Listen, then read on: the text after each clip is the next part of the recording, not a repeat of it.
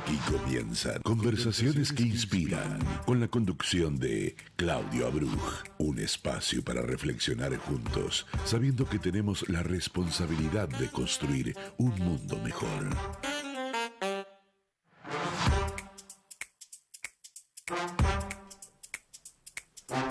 Hola, hola, ¿cómo les va? Buenos días, ¿cómo están ustedes? Soy Claudio Abruj y me da muchísimo gusto volver a encontrarme aquí en High 96.3 con todos ustedes, dando inicio a una nueva entrega de Conversaciones que Inspiran. Este es el programa número 18, la entrega número 18, High en hebreo, justamente, de este nuevo ciclo, de este ciclo 2025, y que, como dice la cortina que me precede, es un espacio creado para conversar con las personalidades, los personajes, siempre dicho entre comillas y con respeto, de nuestra sociedad que trabajan en forma individual o forma asociativa a través de organizaciones e instituciones y que tienen como objetivo aportarnos su saber, su conocimiento, sus reflexiones. ¿Y para qué? Para que cada día estemos un poquito mejor como sociedad. De eso se trata Conversaciones que Inspiran, que es posible gracias al trabajo en equipo, con en la cabeza del equipo de producción, con eh, Luciano Stillman, se me hizo una laguna, Luciano Stillman, junto con Martín Fuentes, y en los controles, como cada domingo, Gustavo García, a quienes les agradezco y les doy la bienvenida. Y hoy es un domingo especial, es un domingo de elecciones, es una elección importante, es una elección local, es en la provincia de Buenos Aires, el mayor distrito electoral de todo el país, con todas sus incidencias y con todas sus repercusiones que van a tener cuando cierre el día.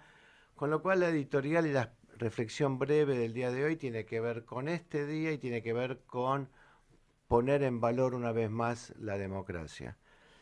Y traigo una frase, un dicho, un pensamiento, que lo dijo un, un hombre de la política española, Enrique Herzog. Enrique Herzog fue juez de España, fue juez durante el gobierno de Felipe González, y él dijo que la democracia no es el silencio, sino que es la claridad con que se exponen los problemas y la existencia de medios para resolverlos. Enrique Herzog, como dije, fue juez de la justicia, fue ministro de Justicia de España, pero aparte tiene el mérito de haber sido el primer judío desde la Inquisición que ocupó un cargo oficial en España. Y de esto se trata, ¿no? Que la democracia no es el silencio. Y cuando hablamos de que no es el silencio, nos lleva a pensar en la importancia de la participación. Y la importancia de la participación es votar. Es votar porque el voto, sabemos, está consagrado en la Constitución, es pilar de nuestro sistema democrático, es secreto y es obligatorio. Y el voto, el ejercer el voto y ejercer el derecho de participación, de opinar, es lo que asegura la gobernanza en un país. Y la gobernanza que es no es otra cosa que la interacción entre el poder público y la sociedad civil, ya sea a través de las organizaciones en las cuales nos organizamos o individualmente de cada uno con nuestra posición, toma de posición, nuestro decir, nuestro pensar. Por eso votar es importante. Y, y la democracia nunca la tenemos que dar como un hecho definitivo, nunca la tenemos que dar como un hecho consagrado. Yo sé que para nosotros los mayores tenemos mucho más presente las imágenes de la recuperación de la democracia de apenas 40 años. Yo sé que para los jóvenes que nacieron en democracia es la naturalidad de lo obvio como se vive y es mucho más difícil de entender y imaginar la posibilidad de no tenerla. Pero la democracia se la consigue y se la refuerza y se la busca y se la pelea todos los días y esa es nuestra obligación. Por eso este día de hoy de votación es importante. Y cierro esta breve reflexión porque quiero meterme de lleno en la entrevista que tenemos hoy y que tiene que ver con esto que dije al principio, con la claridad con que se exponen los problemas y la existencia de los medios que tenemos para hacerle frente. Y la última frase es de un político, un filósofo americano que dice que los problemas de la democracia se solucionan con más y mejor democracia. Y esto es, amigos, definitivamente la participación, el trabajo y la libertad que nos garantiza la democracia. Comenzamos con Conversaciones que Inspiran.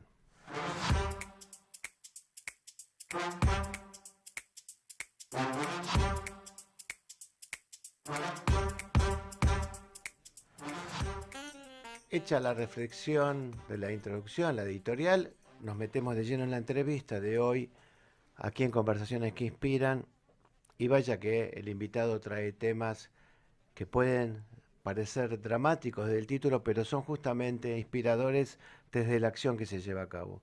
Hoy está con nosotros el doctor Ariel Helblum, él es el director del Centro Simón Wiesenthal para América Latina, desde hace ya 10 años, así que bienvenido Ariel, nos conocemos hace mucho más que 10 años, inclusive nos conocimos jugando al fútbol, nada que ver con esta vocación de trabajar por la democracia, por los valores, por los derechos humanos, contra el antisemitismo, jugando al fútbol en el interno de Maccabi. Así que muchos más, así que muy bienvenido y un gusto que estés acá conmigo. Gracias, Claudio, por invitarme una vez más en este ciclo. No es la primera vez que tenemos una charla al respecto. No es la primera vez porque, desgraciadamente, el antisemitismo sigue siendo un tema que nos convoca, sigue siendo un tema que ocupa un lugar de la agenda muy importante. Lo ocupó a lo largo de toda la historia, pero en estos últimos años, y sobre todo a partir del 7 de octubre, ocupa una centralidad en la agenda mundial.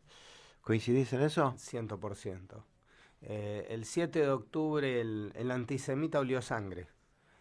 Olió sangre porque se dio cuenta de que se podía actuar de una forma abierta y violenta sin tener que pagar por eso.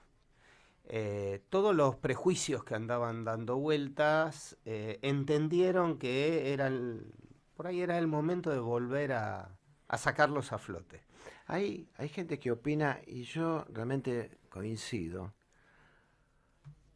que es cierto que olieron sangre, pero que hubo una preparación desparramada en el mundo esperando que algo sucediera para salir a escena. Otros dicen que una cosa estuvo combinada con otra.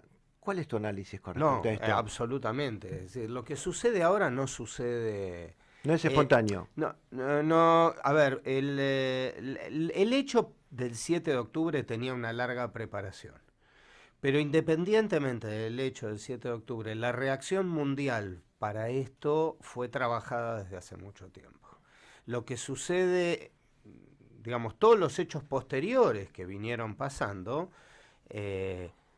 llámese disturbios en las universidades norteamericanas y graves problemas de antisemitismo ahí, que nos encontremos con países que nosotros suponíamos que eran la cuna de la convivencia, como Canadá y Australia, se han transformado en problemas gravísimos. Nosotros por ahí veíamos, porque hemos visto a lo largo de los años ataques terroristas en Francia, en el Reino Unido, en España, y veíamos que la reacción era no toda la esperada,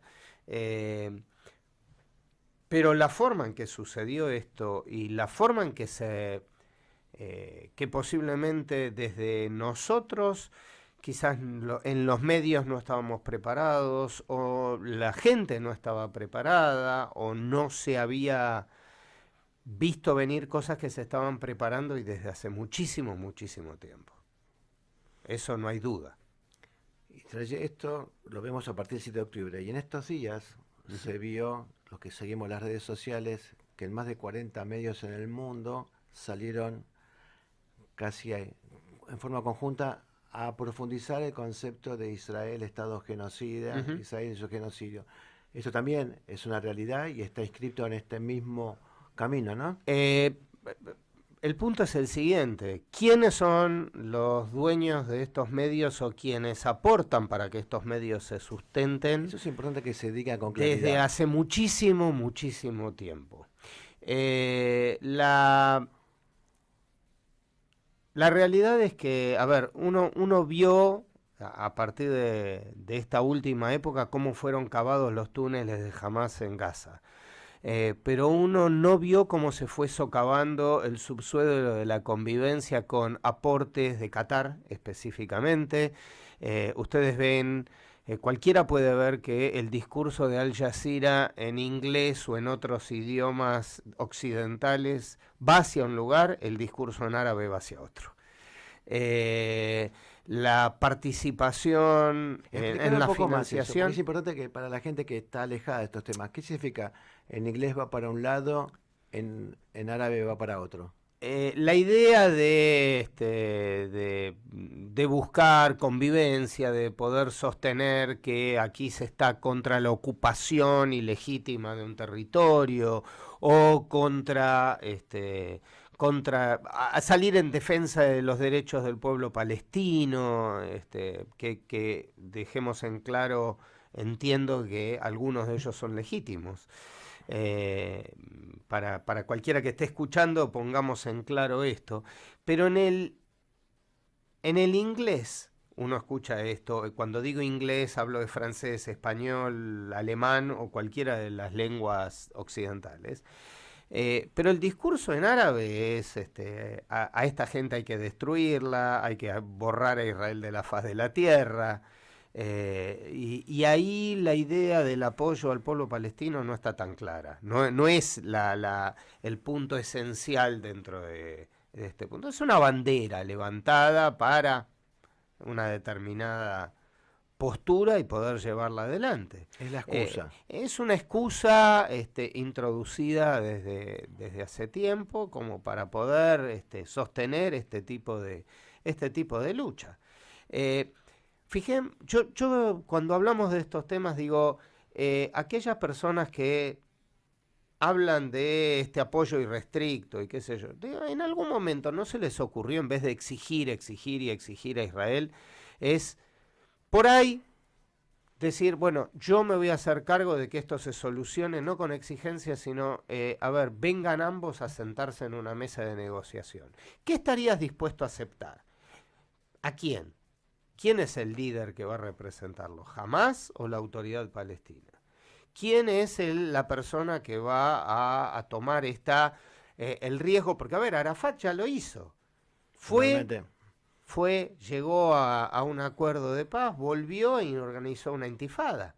Porque es mucho más redituable para un dirigente de la autoridad palestina sostener el statu quo que tener que llegar a conseguir un Estado palestino para no recibir más esta ayuda internacional y tener que administrar un país y cobrarle impuestos a su propia gente y someterse a elecciones que puede perder y ser algún Estado independiente con todo lo que esto significa. Es mucho más fácil ser traidor sostener a un pueblo que lo sostuvo históricamente para destruir al Satán que era Estados Unidos e Israel. Absolutamente. Entonces,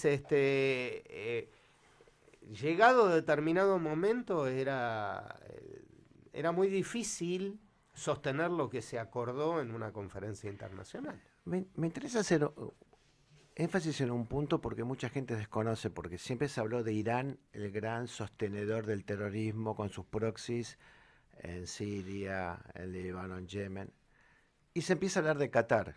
Y muchos hablan de Qatar, a veces dejándolo pasar, muchas veces montándose en la imagen pacifista del emir de Qatar, yendo a los estadios de fútbol, relacionándose con todos los presidentes del mundo, habiendo estado acá en la época del G20, un montón de cosas, sí. Su aerolínea tan prestigiosa. ¿Qué es Qatar?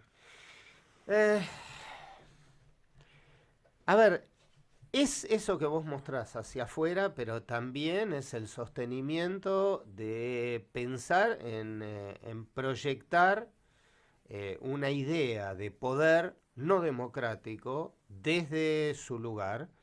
Eh, no es, en este caso, a ver, fueron aliados o compañeros de cama con Irán porque son uno al lado del otro. Pero no es un apoyo directo me refiero a sostener a que sean ellos la idea de poder ser una potencia colonizadora del resto. La gran diferencia con Irán es que desde la fundación, desde los primeros días de la Revolución Islámica, una de las ideas es eh, nosotros sostenemos la idea de que esta revolución tiene que ser exportada, y para poder exportar esta revolución de carácter islamista y chiita, todos los que no piensan como yo son enemigos y yo tengo que desestabilizar la mayor cantidad de eventuales contrincantes o enemigos, y especialmente Israel, que es un enclave que el ataque hacia ese concepto me va a generar aliados. Y ahí es donde otra vez la causa palestina vuelve a ser una excusa. Porque aquellos que son tan disímiles como eventualmente en esto Qatar e Irán, o Arabia Saudita e Irán, frente a un público común, no pueden mostrarse como que en esto hay disenso. Como que, bueno, no, sí, los derechos del pueblo palestino están primero. Pero en esto es utilizado como esto, como una utilización, pero como un Qatar elemento. Es un financiador Y del ha terrorismo. financiado y ha sido un financista de las organizaciones terroristas, y de hecho a Hamas lo han sostenido ellos. Entonces, hoy hacer este doble juego de nosotros somos los que lo financiamos, pero a su vez somos los que los garantes, Una los que reunión. convocamos a una reunión para ver cómo se arregla esta situación, y es un doble juego un tanto perverso. Ver que Estados Unidos puede querer castigar a otros en la región como a Irán, pero acepta un avión de regalo, un avión presidencial de regalo del emir de Qatar. Y ahora yo me pongo quizás del otro lado, es decir, ¿por qué a los que son tan críticos con eventuales derechos civiles dentro de Israel nunca dijeron nada de que durante el mundial que se llevó a cabo en Qatar no podía hacerse manifestaciones a favor de la comunidad LGTBI, que tampoco sucedió en Rusia? No, está claro, ¿no? Yo hace poquitito estuve en Ginebra por funciones Sí. de gobierno en el Consejo de Derechos Humanos. Una de las dos salas Sí. es Qatar, está donada por el gobierno de Bueno, Qatar. por eso, a ver, esta idea tiene una idea de utilizar el poder económico de otra manera. A ver, el tema de las becas universitarias en las grandes universidades de Estados Unidos, del Reino Unido, le han permitido entrar sosteniendo un tipo de educación, pero también influyendo en el contenido. A esto me refiero con todo lo otro. Y los jóvenes, y por el contrario, quizás los jóvenes judíos que vivían en Estados Unidos, que por ahí no tenían toda una preparación dentro de sus comunidades para poder salir de la burbuja, cuando se encuentran contra esto y reciben una andanada de contenido que no tienen elementos de cómo contrarrestar. Y esto los ha puesto en inferioridad de condiciones, e inclusive en esta idea de, mira, todo lo que me enseñaron en casa está mal porque en la universidad me enseñan lo contrario y nosotros somos los malos. Tal cual. Así que bueno, creo que empezamos de otras cosas grandes en el mundo, y bueno, y acá estaremos para hablar de cosas más mundanas. No, seguro. Y vamos a hablar de cosas mundanas, pero cosas importantes, ¿no? Sí. Y cambiamos un poquito el eje. Cuando digo mundanas son cosas en las que nosotros tenemos la capacidad de influir. No, A eso me refiero. sin duda, y eso voy también. A mí me interesa mucho todo el tema de la memoria, ¿no? Y digo esto, uno transita por las calles tienen nombres y la inmensa mayoría, sobre todo de la gente joven, no saben la historia del nombre de esa calle. Avenida Rivadavia fue el primer presidente de la Argentina, pero muchos ni saben. Vos sos director de un centro que tiene un nombre para muchísimos millones, emblemático, paradigmático, que sabemos quién es, Simón Wiesenthal. Muchos no saben quién es Simón Wiesenthal. Se cumple ahora en septiembre un nuevo aniversario de su muerte, 101 años, si no me equivoco, de fallecimiento. No, el fallecimiento... De nacimiento... Es menos, que son 20 años Mayor. de fallecimiento. Ahora en septiembre, sí, fueron 20 años. Contanos, si vos tenés que definir Simón Wiesenthal, ¿cómo contás quién es, quién fue y quién sigue siendo? Muy sencillo, un sobreviviente del Holocausto, un arquitecto que perdió 89 integrantes de su familia y que desde el día 1 del fin de la Segunda Guerra Mundial en adelante entendió que para poder construir una mejor sociedad no necesitaban a él como arquitecto para poder poner un ladrillo arriba de otro, sino construir un concepto de justicia.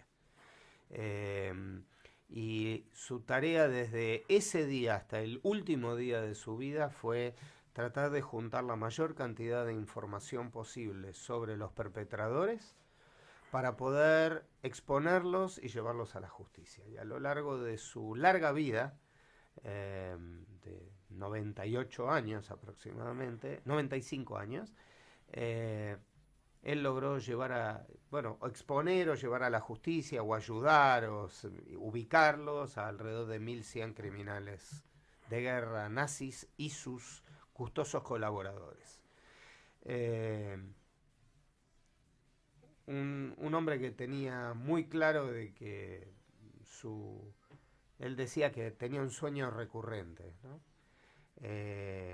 Que el día que él moría se iba al lugar donde supuestamente se juntan todos los que pasan a otra vida, llámenlo cada uno como quieras, y que se encontraba con aquellos con los que les tocó sufrir en alguno de los 7 campos donde estuvo durante la guerra.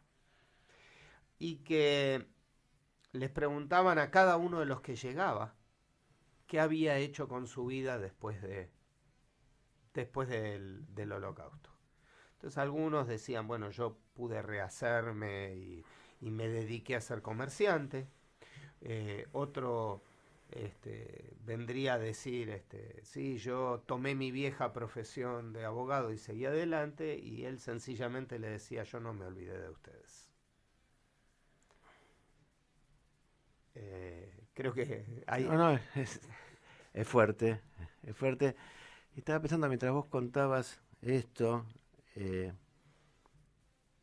recorrer los lugares donde él estuvo, sus oficinas, hoy bueno, hay un centro muy grande en Estados Unidos, pero su casa de Europa y demás. ¿Recorriste esos lugares? ¿Estuviste? Estuve hace menos de un mes en Viena. ¿Y qué te pasó? Bueno, más allá de lo profesional, ¿no? A ver, yo asumo con muchísimo honor esta misión de ser algo así como su sucesor, ¿no?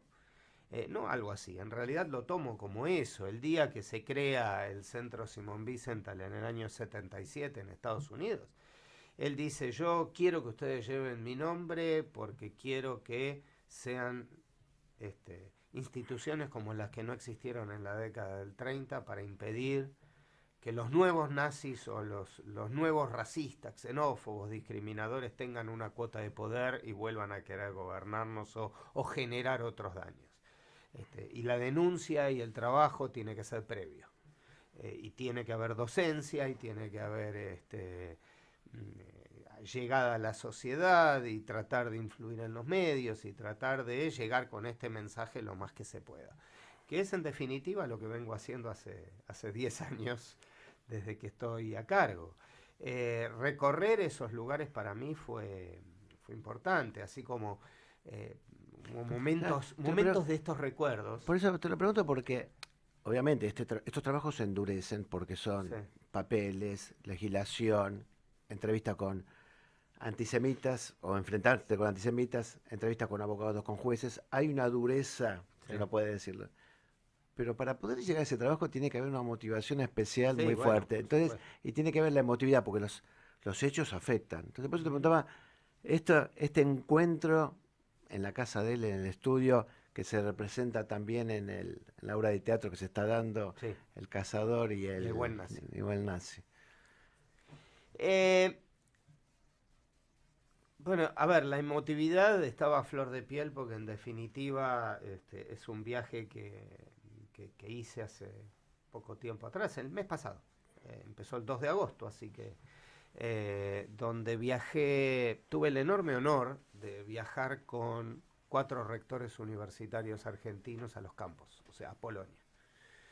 ¿Rectores de? ¿Eh? ¿Rectores de dónde? Rectores de 4 lugares distintos de la Argentina, de Misiones, de Junín y Pergamino, de Hurlingham y de Río Negro. Es decir, 4 rectores de universidades públicas nacionales comprometidos con la idea de la transmisión. Y que esto le pasó a la humanidad y que, como bien dice el rector de la Universidad de Hurlingham, la universidad pública, además de generar ingenieros, arquitectos, abogados o médicos, tiene que hacer buenas personas. Fundamentalmente.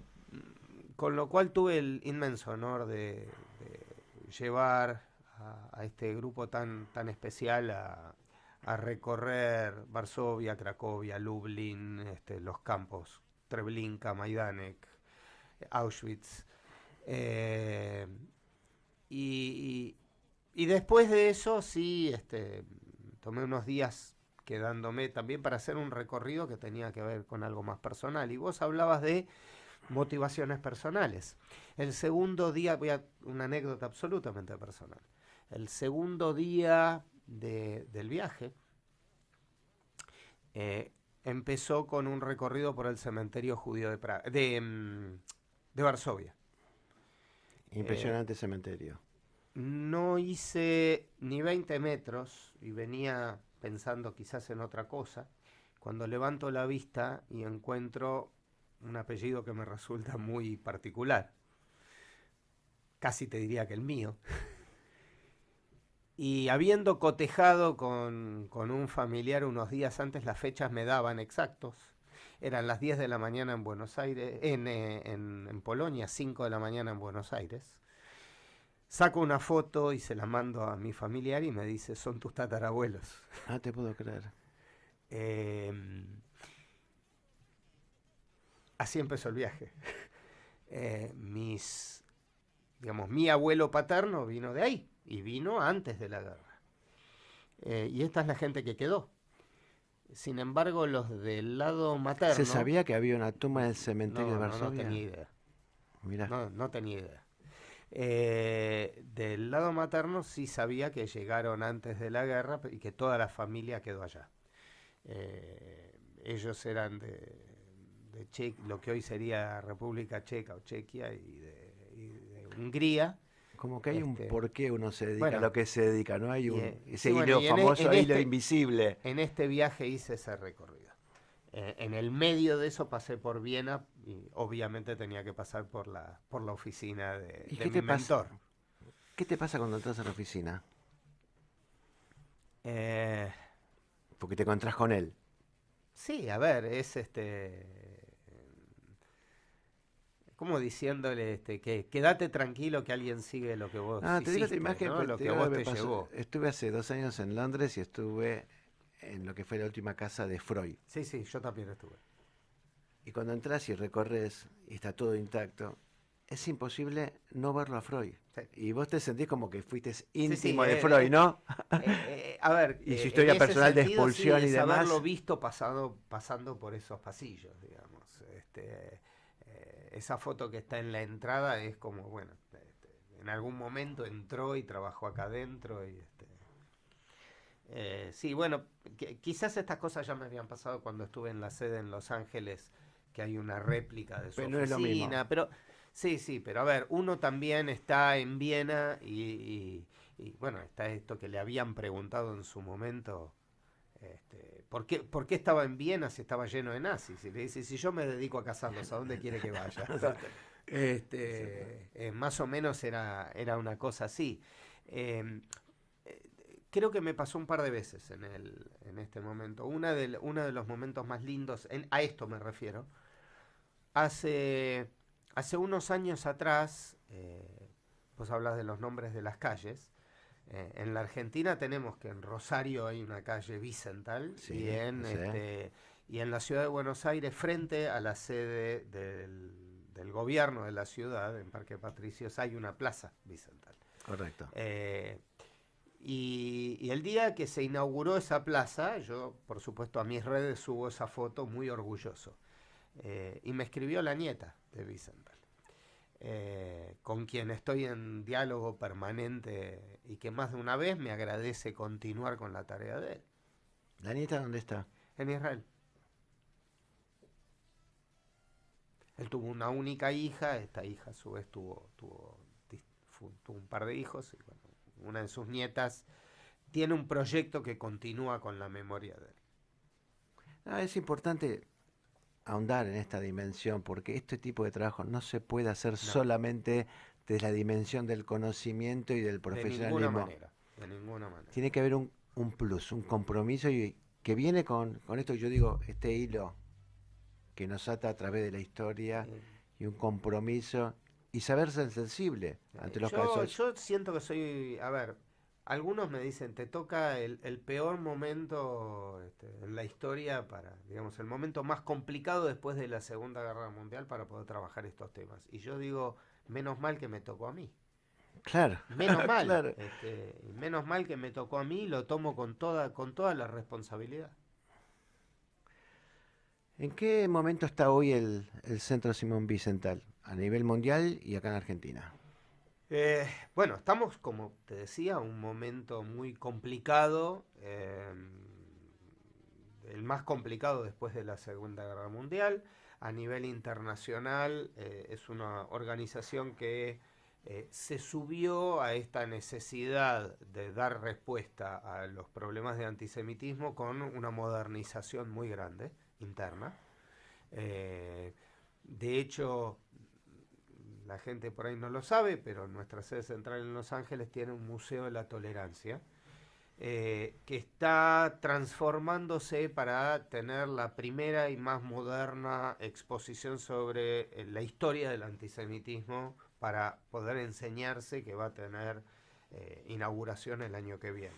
Es diferente, ¿no? El concepto o el significado de la palabra tolerancia en inglés al que le damos nosotros. Absolutamente. Porque acá mira, te tengo que aguantar. Entonces Exacto. A veces me da mucha bronca de decir de que, bueno, de traducir mucho del trabajo nuestro allá.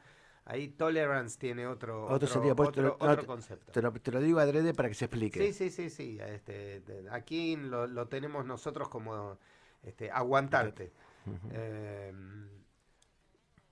Y por nuestra parte a mí me toca trabajar en esta región y en esta región nos encuentra creciendo y está bueno que la gente escuche en este programa porque digamos a través de las redes sociales se nos ha acercado muchísima gente como voluntarios, como donantes, como sostenedores, porque entiende que nuestra tarea tiene que ser sostenida y tiene que seguir manteniéndose y tiene que crecer. Hemos encontrado que después del 7 de octubre nuestro mensaje tiene que redoblarse, tiene que ser más fuerte. Hemos crecido en el staff. Pero esto es lo que yo dije, así como dije en la editorial, que la democracia se gana todos los días y no se puede dar por hecha.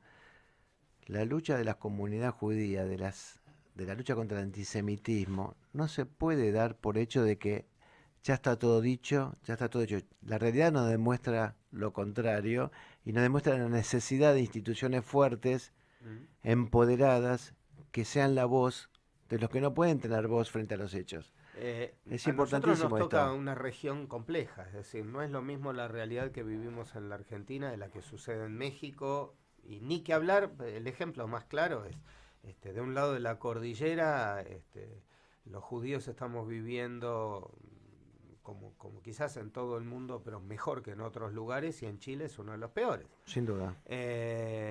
Y la comunidad chilena nos necesita, porque necesita nuestra voz internacional. Tenemos en estos momentos personas absolutamente peligrosas como Petro y como Lula en gobiernos importantes, y nosotros somos una voz que les hace frente. Y por el otro lado es necesario acercarse a la gente que entiende, como vos decías, que la democracia necesita democracia, pero que el discurso de odio no debería ser parte de la democracia. Entonces encontramos presidentes como el de Costa Rica, que dice vamos a adoptar la definición para mostrarle a la gente que Costa Rica es un país de convivencia, independientemente de lo que sucede en otra parte del mundo. Los judíos de Costa Rica son costarricenses y no tienen que cargar con otra cosa. Y este es el mensaje que nosotros venimos llevando. Separemos esta historia del conflicto, del que igual podemos hablar y dar nuestra opinión de aquello que le pasa a las comunidades de acá. Y para terminar lo que decías antes, nosotros respondimos al 7 de octubre por lo menos con 2 elementos concretos. Un programa de streaming que llevamos 60 programas hechos desde abril del año pasado todos los miércoles, donde tenemos una diversidad enorme de temas, pero que nos permite estar más cerca de la gente. Claro. Y el libro, donde en pocas páginas y explicado para... El libro es Antisemitismo, definir para conducir. Para combatir. Antisemitismo, definir para combatir. La idea es explicarle a quien no sabe ni tiene por qué saber de qué estamos hablando, para que aquel que quizás cae porque no lo sabe lo entienda, y aquel que tenga responsabilidades pueda ayudar y formar parte de esta lucha, porque el problema del antisemitismo, lo decimos siempre, no es un problema de los judíos, sino de las sociedades que lo toleran. Tal cual. Hacemos una tanda, te quedás y nos metemos de lleno para hablar de la función del centro y la Argentina. Dale. Seguimos en Conversaciones que Inspiran.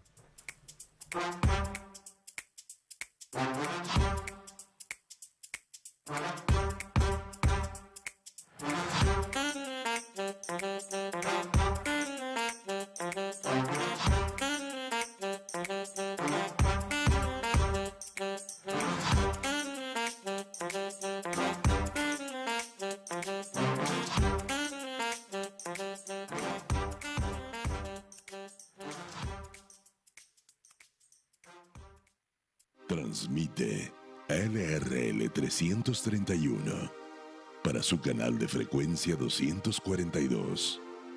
Radio High 96.3. La radio judía de Latinoamérica. Se sumaron 900 nuevos policías para aumentar el patrullaje en las calles. Además, se incorporó más tecnología con chalecos de última generación y armas Taser y Birna de baja letalidad. Conoce más en buenosaires.gov.ar/seguridad. Buenos Aires Ciudad. Transmite LRL 331 para su canal de frecuencia 242.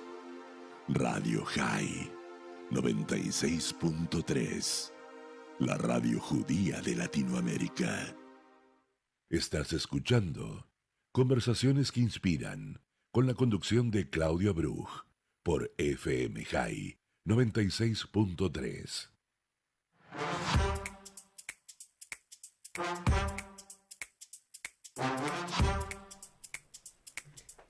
Seguimos en Conversaciones que Inspiran, seguimos conversando con Ariel Helblum, director del Centro Simón Wiesner para América Latina. Nos vamos a meter de lleno en Argentina. Argentina es sede el año que viene, el 27. 26. Estoy mal con las fechas.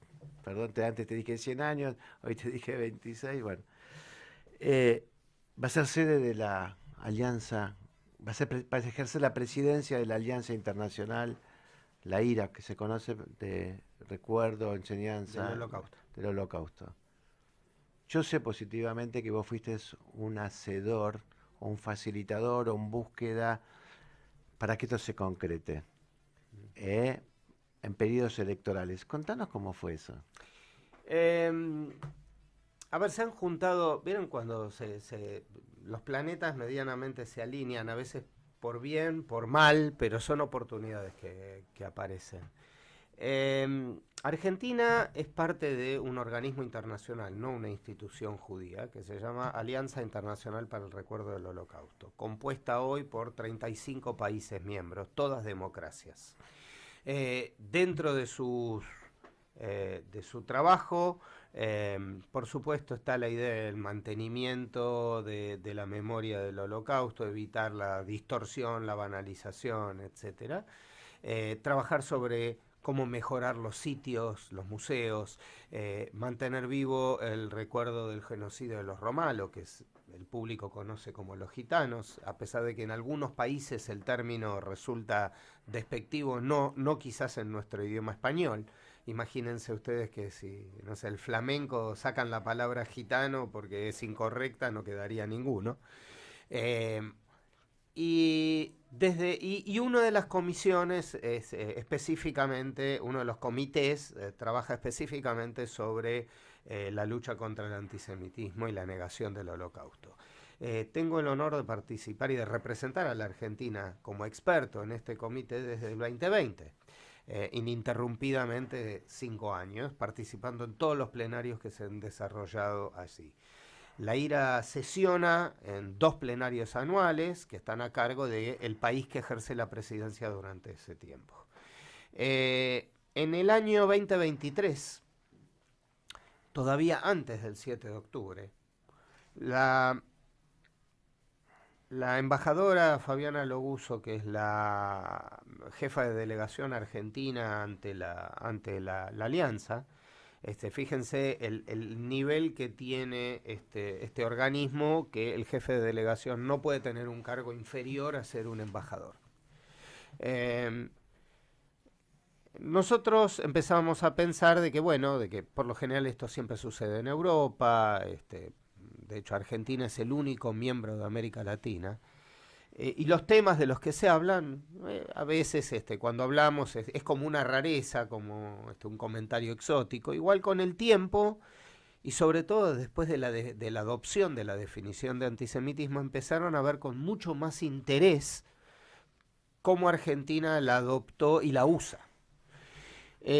A partir de esto empezamos extraoficialmente a ver cómo verían la idea de una presidencia argentina, que ya hace muchos años se había soñado, pero siempre decían que es muy cara, que venir 2 veces a América del Sur es muy lejos, a lo cual usábamos argumentos de hierro, como decir, para nosotros también es lejos y hace 30 y tantos años que venimos nosotros 2 veces por año.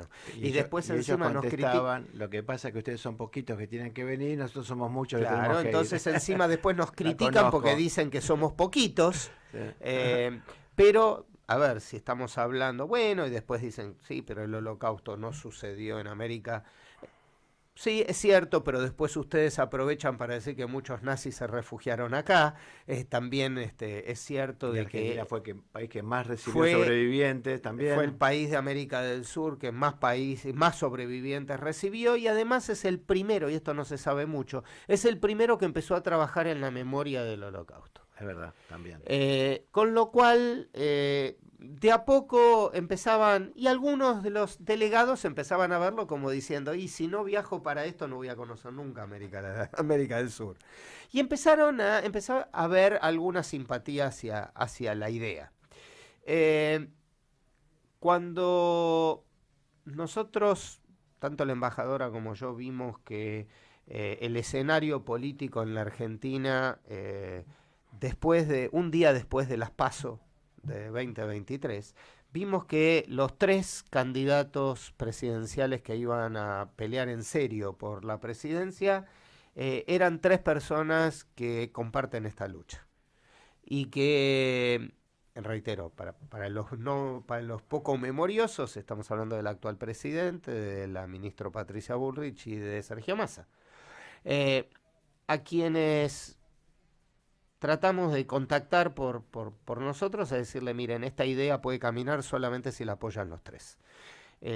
Con mucho orgullo tengo que decir que en 48 horas nos contestaron que sí, los 3. Entonces empezamos a hacer este tipo de consultas un poquito más en serio.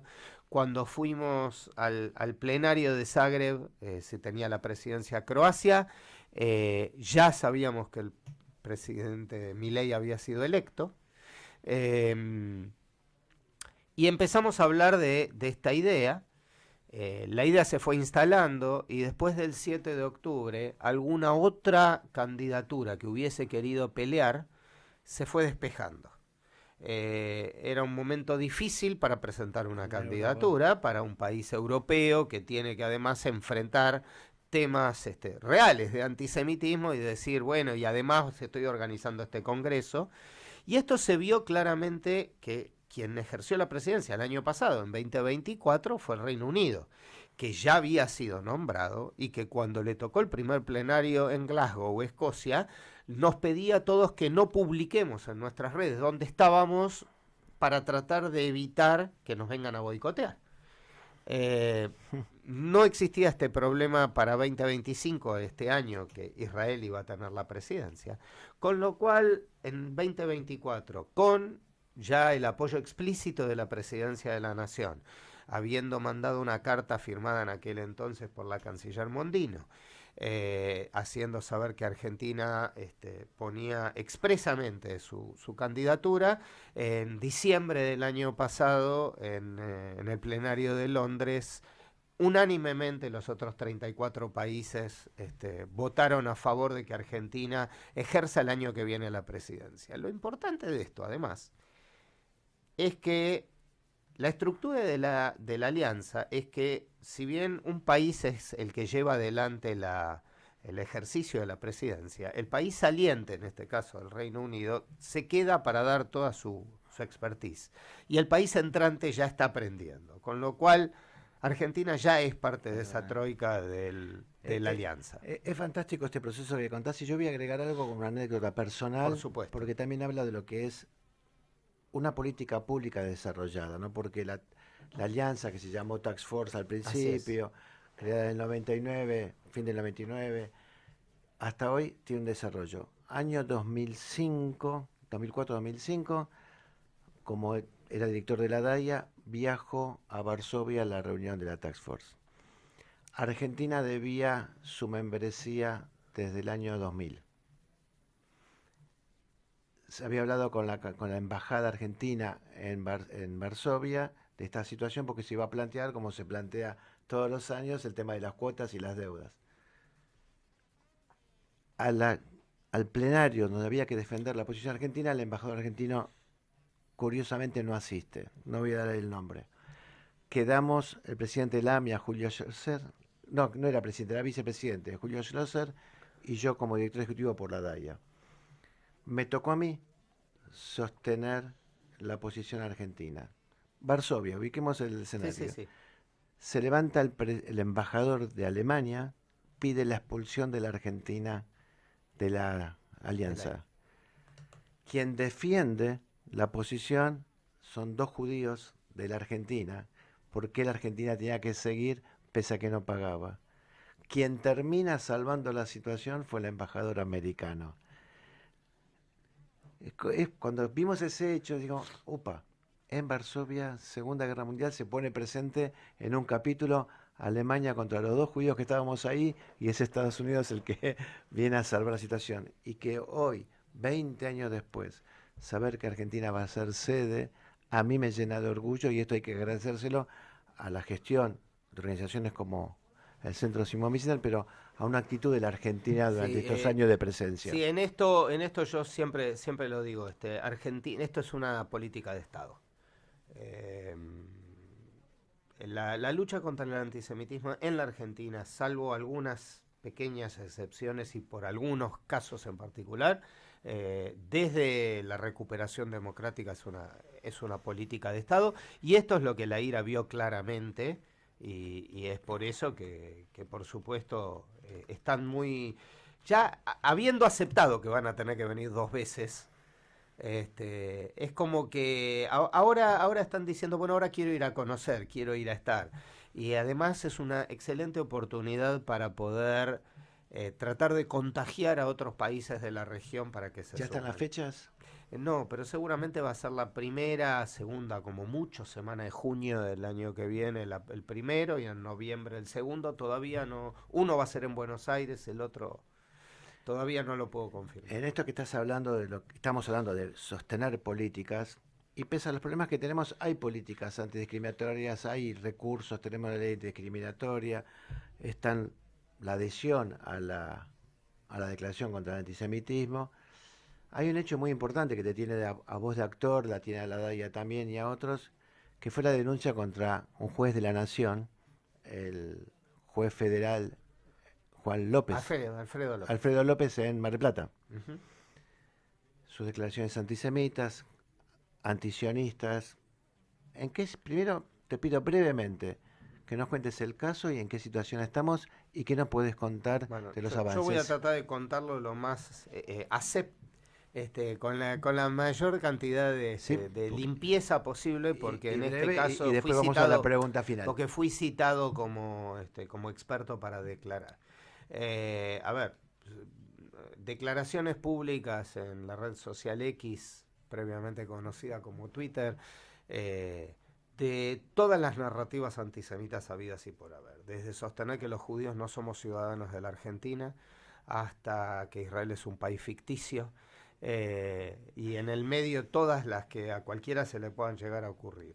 El punto especial es que aquella persona que tiene que llevar adelante la defensa de un valor tan importante como es la justicia, tiene que mostrarse imparcial frente a los ciudadanos y demostrar el conocimiento del derecho. A mi entender, no cumple con ninguna de las dos.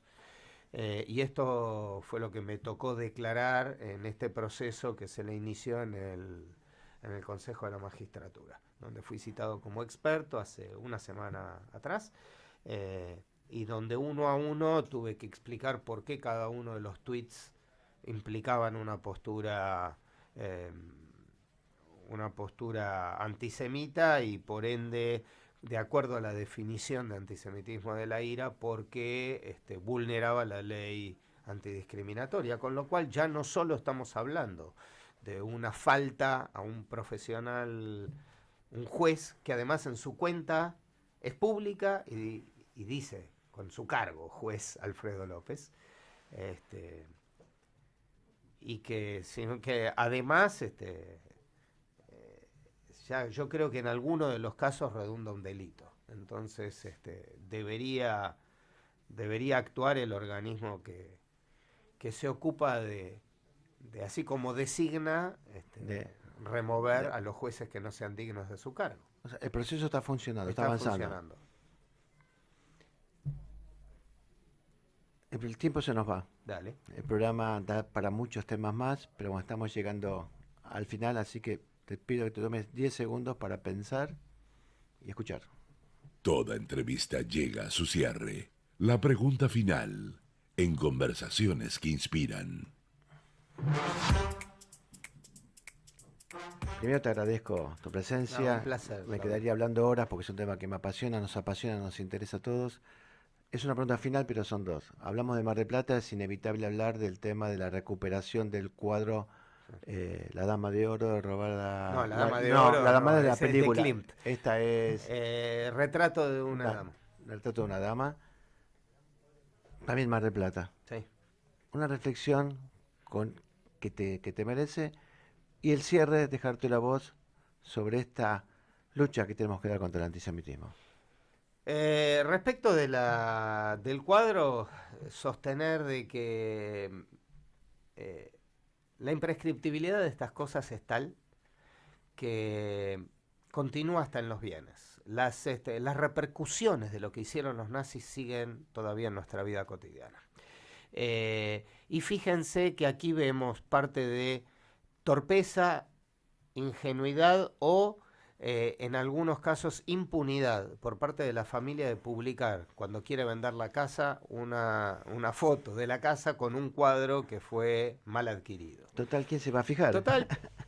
Y que inmediatamente toda la comunidad internacional se puso a actuar para decir, desde desde Países Bajos, que se trató de un cuadro robado a un marchand judío en el año 1940, conocer toda la historia, que los medios hayan recurrido, entre otros, a nosotros para que les contemos la historia de quién es la persona que lo trajo, que estamos ante una historia distinta porque no es un nazi, un criminal, a quien haya sido perseguido por delitos de sangre, sino que fue la persona que se ocupó de transformar en dinero obras de arte, acciones de sociedades, bonos, digamos, todo lo que podía ser transformado en dinero. Y encima los nazis, que se mostraban siempre tan cumplidores de la ley, tienen un corrupto que se le quedó pegado una obra de arte en la mano y se la trajo a la Argentina. Y que además vivió entre nosotros hasta el año 78 y que nunca pudo haber tenido un pedido de extradición por estos crímenes. Pero que bueno, que como decíamos al principio, justicia, no venganza, y la justicia llega. Más que satisfacción de esto, no te lo puedo comentar, diciendo que bueno, que la comunidad internacional reaccionó como corresponde. Tu reflexión final. Mira, mi reflexión final, creo que como resumen a todo esto que sostuvimos, es que esta es una lucha de la que hoy me toca estar sentado hablando con vos, porque soy la cara visible. Hay un equipo muy importante que trabaja detrás de esto, y cualquiera de las personas que nos está escuchando puede terminar el programa de hoy y empezar a preparar el fuego para el asado del domingo o ir a votar, y otros pueden decir: ¿cómo ubico en las redes sociales al Centro Wiesenthal para apoyar esto? Y yo quiero ser parte. ¿Dónde lo Lo ubican? estamos esperando. ¿Dónde lo ubican? Centro CSW Latam lo van a encontrar en todas las redes, y en todas pueden llegarnos con un mensaje y es fácil. Centro Wiesenthal-latam.com es la página, y ahí también tienen la posibilidad de suscribirse al newsletter, de escribirnos. Nada de todo lo que yo cuento en estas entrevistas lo podría hacer si atrás no tuviese un maravilloso grupo de voluntarios, donantes que entienden que esto hay que sostenerlo, aportantes para actividades en particular, y gente que entienda que este trabajo tiene que ser sostenido. Ariel, un gusto tenerte acá. No, Queda a invitado vos. para una tercera entrevista. Por supuesto que sí, siempre será un placer. Y muchísimas gracias. Amigos, Muy bien. terminamos así otra entrega de Conversaciones que Inspiran, y nos quedamos con esta reflexión final. El antisemitismo no es un problema de los judíos, y es un problema ante que todos estamos involucrados en presentarle lucha. Y lo mismo que la democracia, donde sí es responsabilidad de todos nosotros. Que sea un excelente domingo, un excelente día de votación, y que sepamos al final del día que la democracia otra vez fue la que triunfó. Buena semana para todos, nos encontramos el domingo que viene. Soy Claudio Brujo.